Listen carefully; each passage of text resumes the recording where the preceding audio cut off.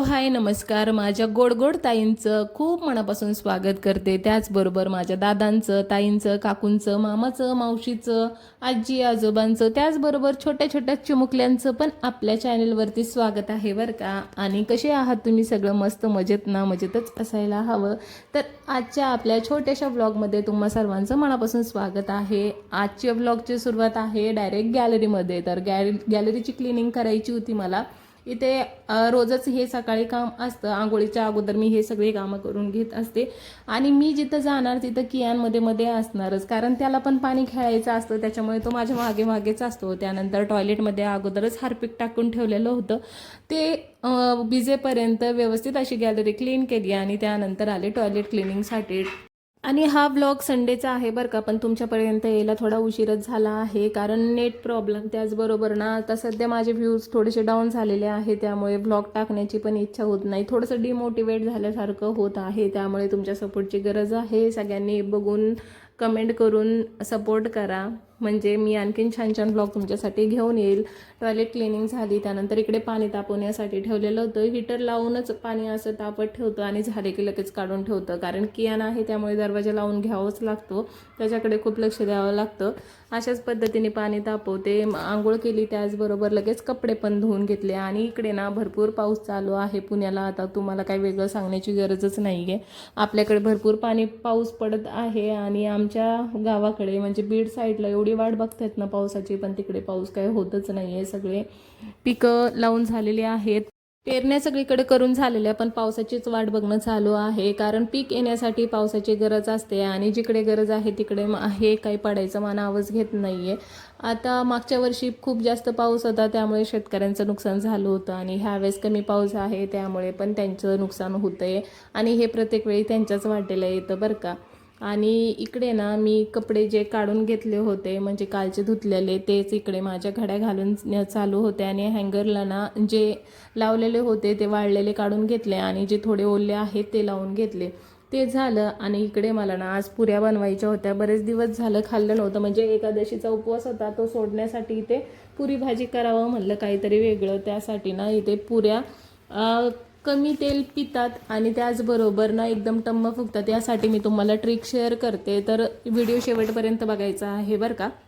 तर इथे मी काय केलं आहे, गव्हाचं पीठ घेतलं आणि त्याच्यामध्ये आपला रवा असतो ना तो टाकून घेतलेला आहे. माझ्याकडे जाडसर रवा होता तोच टाकला. आणि त्याच्यामध्ये ना आपल्याला 1 चमचा साखर पण टाकायची आणि मीठ तर आपण टाकतोच, त्यामुळे मी ते काही सांगितलं नाही.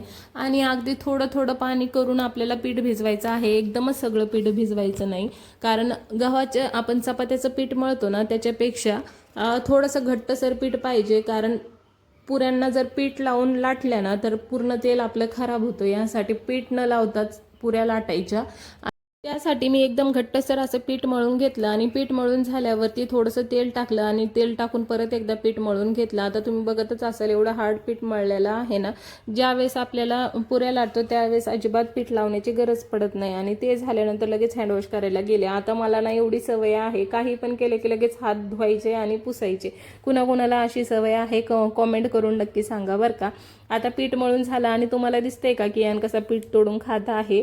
त्याला पीठ खायला एवढं आवडतं ना, मी पीठ मळून ठेवलं की तो येतो आणि असंच तोडून घेऊन जातो. त्याचं सुरूच असतं ते. आता बघितलं का तुम्ही 2 वेळा तर आलाय तो.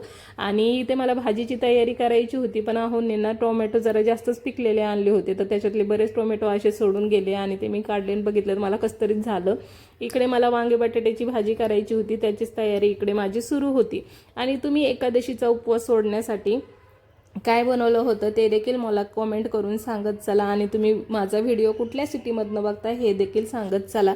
इकडे बटाटे आणि वांगे असे छान तेलामध्ये परतून घेतले, मीठ टाकून. असं केलेले ना आणखीन छान चव लागते भाजीची. आणि त्यानंतर मग मसाला पण मला त्याच्यातच परतून घ्यायचा होता. मी करणार वेगळ्या पद्धतीने होते, पण करत गेले आणि ती वेगळ्याच पद्धतीने करायला लागले, तर त्याच्यामुळे तुमच्यासोबत पण शेअर करावं म्हणलं. आणि सगळा मसाला असा भाजून घेतला तेलामध्ये आणि त्याच्यानंतर ना तोच मसाला सगळा मिक्सरमधून काढून घेतला.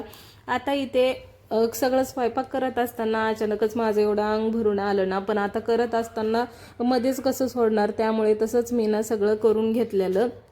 अचानकच कणकणी आल्यावरती काय करणार ना. आणि जो मसाला काढून घेतला तो लगेच तेलामध्ये टाकला आणि परतून घेतला. आणखीन बाकीची कामं पण राहिलेली होती, कपडे तर झालेले होते. स्वयंपाक चालू आहे, जेवणं राहिलेली, जेवणानंतरची भांडी आणि फरची हे सगळे कामं माझे बाकी होते. तर मसाला परतून घेतला आणि त्याच्यामध्ये वांगे पण टाकले आणि पाणी टाकून शिजत ठेवलेले. तोपर्यंत म्हणलं चला इकडे पिठाचे छोटे छोटे गोळे करून घेऊया, कारण पोळ्या लाटताना आपल्याला इझी पडेल. आणखीन तेल मी तापण्यासाठी ठेवलेलं नव्हतं आणि एकीकडे कियांला पण भाजी बनवायची होती. आम्ही जी भाजी खातो ना तीच भाजी मी त्याला बनवत असते आणि तो सगळ्या भाज्या खातो बरं का. असं नाही की त्याचं हे खाणार नाही, त्याचं ते खाणार नाही. डाळी खातो, त्याचबरोबर पालेभाज्या खातो, सगळ्या भाज्या तो खात असतो. फक्त त्याला तिखटची एवढी सवय नाही आहे, तिखट नाही खातो जास्त, पण भाज्या मात्र सगळ्या खातो. मग अगोदर थोड्या पुऱ्या लाटून घेतल्या आणि त्यानंतर कढईमध्ये तेल तापण्यासाठी ठेवलं. असं केल्यामुळे ना आपल्यावरती जास्त लोड येत नाही आणि जास्त स्पीडने पण पुऱ्या करण्याची गरज पडत नाही. तर आता बघा तुम्ही, आणि पुऱ्या ना कमी तेल पिण्यासाठी आपल्याला काय करायचं आहे, ज्यावेळेस आपण पुरी टाकतो एक साईड पूर्ण तळून घ्यायची आणि त्यानंतरच दुसऱ्या साईडने आपण पलटी मारून घ्यायची. असं केल्यामुळे काय होतं ना, पुऱ्यामध्ये तेल हे जास्त जात नाही आणि पुऱ्या आपल्या जास्त तेल पित नाही आणि त्याचबरोबर तम्म देखील फुगतात. बघा मी सांगितलेल्या पद्धतीने जर तुम्ही पीठ मळलं ना तर एकही पुरी तुमची न फुगता दिसणार नाही, सगळ्याच अशा टम्म फुगलेल्या असतील. आता मी तुम्हाला 3 ते 4 पुऱ्या तळून दाखवते लगेच, म्हणजे एका पाठोपाठ एक. नाही तर तुम्हाला वाटणार हिने व्हिडिओ एडिट केलेला का, आणि तुम्हाला दिसेलच नंतर. मी 3 पुऱ्या तळल्या आहेत आणि तिन्ही फुगल्या आहेत आणि माझ्या चाळणीमध्ये तिन्ही पण ठेवलेल्या आहेत. छोट्या गोष्टी असतात पण त्याचाच जर आपण उपयोग केला ना तर असा आपल्याला स्वयंपाकघरामध्ये त्याचा नक्कीच उपयोग होतो. आता बघा ही दुसरी पुरी टाकली आणि ती पण कशी व्यवस्थित टम्म फुगली आहे. एका बाजूने पूर्ण शेकून घेतली आणि तळून घेतली आणि त्यानंतरच मग मला दुसरी बाजूही पलटून घ्यायची आहे. मस्त पद्धतीने अशा पुऱ्या आपल्या टम्म फुगलेल्या आहेत आणि किती छान ना, बघायलाच किती सुंदर वाटतं, त्याचबरोबर खायला पण तेवढंच खमंग लागतात बरं का. पीठ मळताना तुम्ही पण एक वेळा नक्की ट्राय करून बघा. त्याच्यामध्ये थोडासा रवा टाकायचा, खूप जास्त पण नाही, आणि थोडी साखर टाकायची. असं केल्यामुळे आपल्या पुऱ्या एकदम अशा टम्म फुगतात. बघा आता 3 पुऱ्या तळल्या आहेत आणि तिन्ही पुऱ्या आपल्या टम्म फुगलेल्या आहेत आणि बऱ्याच वेळा त्या टम्म फुगलेल्या असतात बरं का. आणि इकडे माझी वांगे बटाट्याची भाजी पण करून झाली. आता लगेचच मग जेवायला पण वाढून घेतलेलं. कियांसाठी पण भाजी बनवलेली होती, त्यालाच भरवत होते. आणि असं काहीतरी करायचं म्हणल्यावरती किचन कट्ट्यावरती आपला किती पसारा होतो. तरी पण मी काही काही गोष्टी ज्या ट्रिक्स वापरते त्यामुळे माझा जास्त पसारा होत नाही. आणि किचन कट्ट्यावरती हा कपडा माझ्यासाठी एवढा महत्त्वाचा आहे ना, त्याच्यावरती सगळी घाण पडते आणि ते उचललं की आपला किचन कट्टा एकदम क्लीन दिसतो. आता तेल थंड झालेलं होतं जेवण करेपर्यंत, मग ते तसंच न ठेवता त्याला तेलाच्या छोट्याशा डब्यामध्ये काढून घेत होते. आता पीठ पुऱ्या लाटताना आपण अजिबात पिठाचा उपयोग केलेला नाही, त्याच्यामुळे तेल अजिबात खराब झालेलं नाही. फक्त पुरीचे थोडेफार तुकडे पडले होते तेल तळताना, तर तेच तुकडे तुम्हाला तेलामध्ये दिसतील, नाही तर अजिबात तेल खराब झालेलं नव्हतं. आता माझं घर झाडून घ्यायचे होते जेवण झाल्यावर, तर तेच काम माझं इथे चालू होतं. तर एक घर झाडत असताना मी काय करते, मला सवयच लागलेली आहे, तिने पण रूम लगेच झाडून घेते. ही सवयच लागलेली असल्यामुळे ना ते फक्त जिथे घाण पडलेली आहे तिथंच झाडून न घेता मी सगळंच झाडत असते.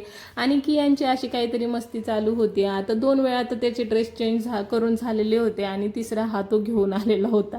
अशीच त्याची मस्ती आणि त्याच्या डॅडाची सुरू असते, ते झालं.